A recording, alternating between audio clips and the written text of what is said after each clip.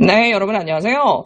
네, 지난주에 이제 유럽이나 미국이 공식적으로 그 공공기관이나 학교 등이 전부 다 이제 폐쇄에 들어가면서 사실 사람들이 갑자기 막 너무 놀라서 이제 뭐 이렇게 찾으기도 하고 완전히 마트나 뭐 이런 데가 거의 전쟁을 반복해야 했는데 이번 주가 지나오면서 이제 안정화 되고 있는 상황이라고 느껴져요. 분위기는 확실히 많이 달라졌습니다.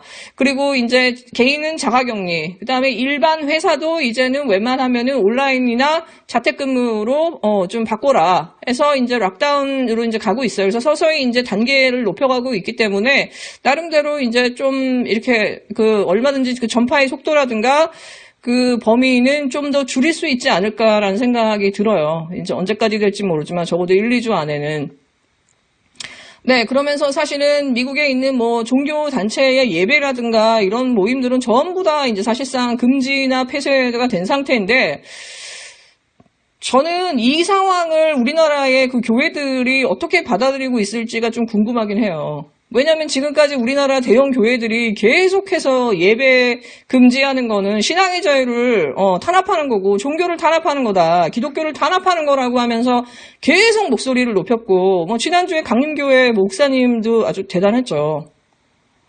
그 KBS 정연욱 그 앵커가 그 얘기했잖아요. 차라리 친천지 31번 황자나 신천지 교도들은 뭘 모르고 시작됐다라고, 저렇게 자기들이 어떤 전파자가 된 거를 모르고 시작했다고 하지만 지금 대형교회, 한국의 교회들은 자기들이 모이면 코로나가 확산될다라는 걸 이미 알고 있음에도 불구하고 저렇게 일부러 모여가지고 계속 예배를 드리면서 계속 코로나 확진자를 만들어내는 것이 더 나쁜 거 아니냐고.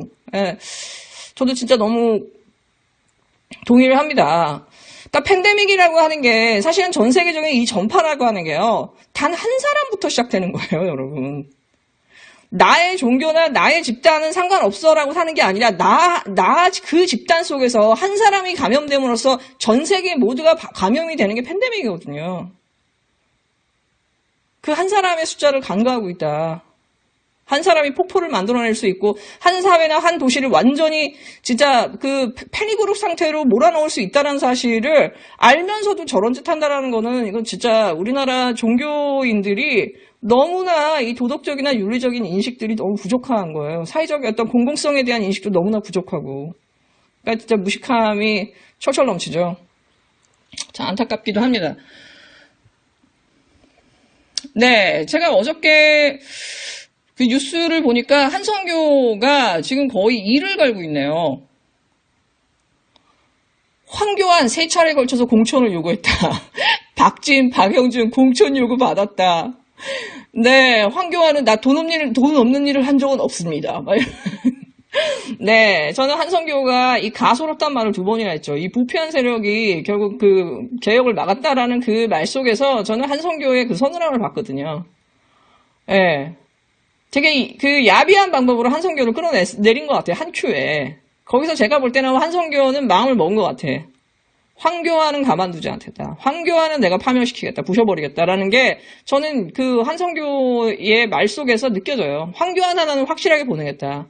그러니까 분명하게 선거법 위반이 맞는 거잖아요. 저는 어저께 이 한성교의 이 폭로로 인해서 황교안은 이미 정치적으로 끝났다라고 생각이 들어요. 정치적 생명은 이제 황교안은 끝났다라고 봐요. 예. 네. 한성교 입장에서는 4선의 한성교가 거의 뭐 코올리기 아니야, 황교안은. 근데 이 코올리기가 와서 이 당대표의 역할을 하면서 자기 앞에서 아는 척 하는 게 얼마나 가짜 않겠어요. 예. 네. 가만두지 않겠다라는 거지. 예. 네. 황교안만 모르는 거지. 이제 끝난 거죠, 황교안은. 네, 지금 어저께 그 뉴스를 보면서 참 느끼는 게 뭐냐면, 그 JTBC가 그런 보도를 했어요. 열린민주당 후보, 그 황희서 후보가 옛날에 막말한 거를 하면서 쫙 걸어놨거든요. 근데 막말이 뭐 딱히 막말이 아니야. 자유한국당 비판한 거거든요. 그리고 연합뉴스에서는 열린당은 골수 친문들이 모인 정당이라는 식으로 지금 이 조중동이나 이 보수 언론들이 이 열린민주당을 이제 비판하기 시작했어요. 그러니까 열린민주당을 소개하기도 전에 열린민주당을 거의 골수 친문 프레임으로 해서 엮습니다. 왜냐하면 이 열린민주당이 지금 거의 뭐 지금 21대 국회의원 선거에서의 거의 최고의 관심을 받고 있잖아요. 그러니까는 혹시라도 중도층이라든가 이 좀 정상적인 보수층들이 열린민주당으로 합류할 게 너무 들어오니까는 이 열린민주당을 보수 친문 프레임으로 좀 가둬놓으려고 하는 거죠, 막말이랑. 예, 이만큼 사실은 열린민주당이 두려운 거예요. 네, 어저께 뉴스 보니까는 열린민주당 선거인단이 거의 한 6만 명 돌파한 것 같아. 몇 시간 만에. 진짜 관심이 너무너무 뜨겁죠. 예, 그리고 진짜 어저께 열린민주당의 그 비례대표 후보군들의 드림팀이 쫙 떴는데, 와, 이거는 거의 어벤져스입니다. 이거 거의 사람들이 예, 진짜 여자 후보도 그렇고, 남자 후보도 그렇고, 너무 괜찮은 후보들이 너무너무 많죠. 그러니까 사람이 견물심심이라고 하잖아요. 얼굴들을 쫙 보니까, 인물들의 면면을 보니까, 진짜, 저 사람들 국회 들어가면 진짜 장난 아니겠다.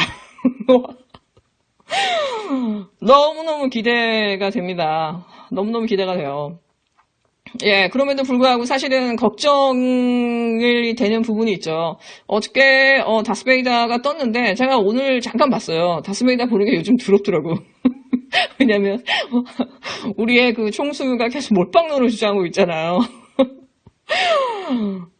한쪽 얘기만 계속하고 있죠. 두 개가 존재하는데 하나가 없는 것처럼 이제 하잖아요. 근데 그래도 방송을 해야 되니까 다스베이다를 잠깐 봤습니다. 그 부분만. 그러니까 총수의 마음이 이해가 돼요. 왜냐하면 이번 주 같은 경우는 총수가 지난주에 그 설리금 몰빵론 때문에 워낙 이제 논란이 많이 되다 보니까 총수가 훨씬 더 정교한 프레임과 그 이론을 가지고 상황 설명을 하면서 왜 몰빵을 해야 되는지를 아주 잘 설명을 해줘요.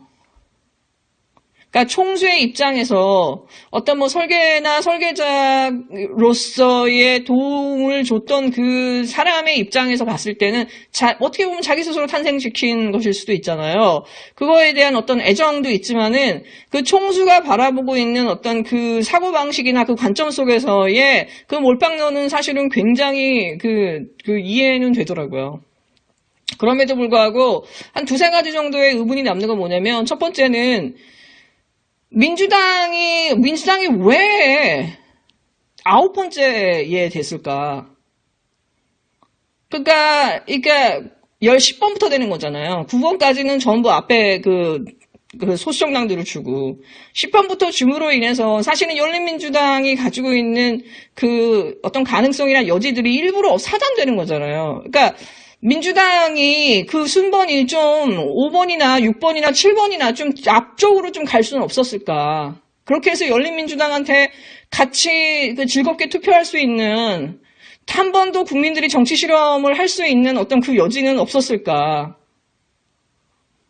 그런 생각에 그 아쉬움이 들고 그 다음에 또 하나는 뭐냐면 총수는 총선이 끝난 다음에 자기의 각 당으로 자기 집으로 돌아갈 수 있는 걸로 이미 설계가 된 유일한 정당이라고 얘기했는데 만약에 그 소수정당이 4개나 되고 민주당이 바로 그 다음 순서를 오는데 만약에 그 소수정당 중에서 문제가 생겨서 비례대표가 빠져나갈 경우에는 어떻게 다시 채워넣죠? 그때는 다시 더불어시민당이 다시 또 모여가지고 제명을 한 다음에 다시 거기 자기 당에 보내는 그 방법을 4년 내내 반복해야 되나요? 그리고 그 5당이 모여있게 되면은 자기 그 뒤에서 기다리고 순번에 있는 사람들은 그 사람들은 정치 공작을 하지 않을까요? 왜냐 앞번호를 밀어내야 자기가 되잖아. 근데 다른 당이야. 그러면 사실 애정이 훨씬 덜한데 자기들 입장에서는 뭐 미투든 뭐든 뭐라도 터뜨려서 앞에 있는 사람들을 끌어내려고 하는 그런 것들이 없지 않으리라는 보장이 없는 거 아니에요. 너무나 이질적인 어떤 사람들이 모여있는 거니까. 사실 진보라는 이름으로 모여있지만 여러분 아시지만 그 진보의 스펙트럼이라는 건 무지개만큼이나 다릅니다. 정의당이 그걸 보여주고 있는데 오히려 보면 정의당보다 더 이상한 더 독특한 정당들이거든. 그렇게 했을 때 과연 이 실험이 가지고 있는 위험성, 폭발력은 없는가에 대해서 고민하지 않을 수는 없습니다. 잘 될 거야, 모든 게 잘 될 거야, 아무 문제 없어, 이거보다 더 완벽한 어떤 그 플랫폼은 없어라고 말하는 이 총수의 말 속에서 이렇게 자꾸 의문의 물음표가 들어요. 그리고 저는, 일당이 돼야 되기 때문에, 민주당이 일당이 돼야 되기 때문에, 열린민주당보다는 지금 더불어시민당에다 몰빵해야 된다라는 게 이제 여전히 이제 총수의 이론인데, 일당은 지역구 의석이 일당되는데 국회의장을 가져가지 않나요? 지금까지의 관례상?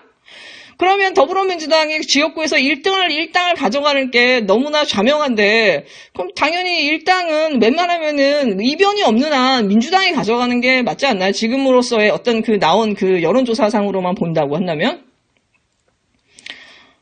그 다음에 그 민주당이 몇 프로를 얻을지 모르지만 민주당이 그 뒤에서 10번부터 16번까지를 다 가져가기 위해서 지금 열심히 탄생 중이고 국민의 바람을 담아내고 사실은 어떠한 아주 말로 표현할 수 없는 잠재력을 갖고 있는 하나의 정당이 탄생하고 완성해 가고 있는 이 와중에서 그것을 태어나기도 전에 세상에 태어나기도 전에 완성되기도 전에 지워버리는 게 저는 이것이 옳은 방식인가라는 생각이 저는 의문이 여전히 듭니다.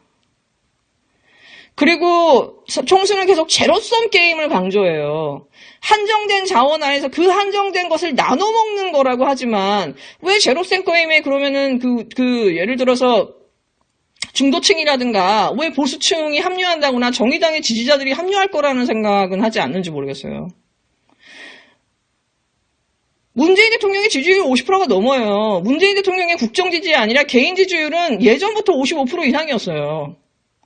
그러면 숨어있는 지금 15%는 어디가 있냐라는 거지.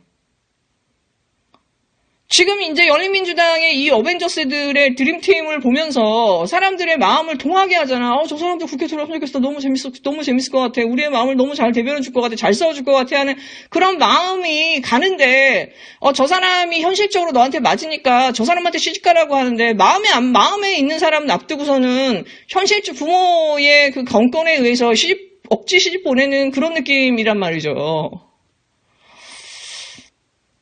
저는 이 부분에서 과연 총수의 몰빵론이 성공할 수 있을까? 저는 이미 바람은 바뀌었다고 봐요.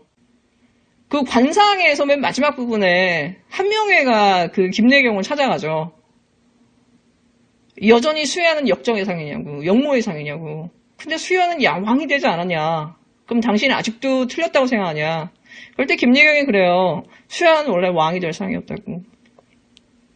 난 사람의 얼굴을 봤을 뿐 시대의 모습을 보지 못했죠. 시시각각 변화하는 파도만 본 격이지. 바람을 보아야 하는데 말이야. 파도를 만드는 건 바람인데 말이요. 예. 우리는 각자 파도를 다 만들어요. 하지만은 파도를 만드는 건 바람이거든요. 저는 이미 바람의 방향이 바뀌었다라고 생각이 듭니다. 네, 일단 바람의 몸을 맡겨보죠. 예, 열린민주당 선거인단들이 비례대표 후보들, 남자 9명, 여자 11명의, 순번을 매기는 투표를 하거든요. 여자 1명, 남자 1명 이렇게 투표한다고 하더라고요. 여러분 많이 참여해 주시기 바랍니다. 네, 여러분 즐거운 하루 되세요.